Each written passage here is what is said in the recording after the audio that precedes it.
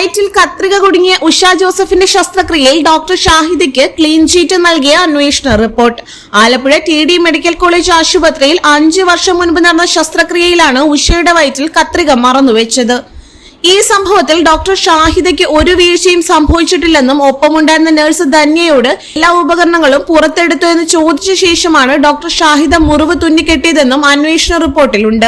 Doctor നടപടിക്രമങ്ങളെല്ലാം പാലിച്ചെന്ന് സർജന്റെ റിപ്പോർട്ടിൽ രേഖപ്പെടുത്തിയിട്ടുണ്ടെന്നും കണ്ടെത്തിയിട്ടുണ്ട്. അതേസമയം നഴ്സിന്റെ വീഴ്ചയ്ക്കൊപ്പം സിസ്റ്റത്തിന്റെ പോരായ്മകളെ കുറിച്ചും റിപ്പോർട്ടിൽ പ്രതിപാദിച്ചിട്ടുണ്ട്. കോവിഡ് കാലത്ത് നടന്ന ശസ്ത്രക്രിയയിൽ ജീവനക്കാർ പരിമിതമായിരുന്നു. ഓപ്പറേഷന് ഫ്ലോർ നഴ്സ് ഡോക്ടർക്കൊപ്പം ഉണ്ടായിരുന്നില്ല. നഴ്സായ ധന്യ ഇതേസമയം അടുത്ത ടേബിളിലെ ശസ്ത്രക്രിയയിലും ഡോക്ടറെ സഹായിച്ചിരുന്നെന്നും റിപ്പോർട്ടിൽ പറയുന്നു.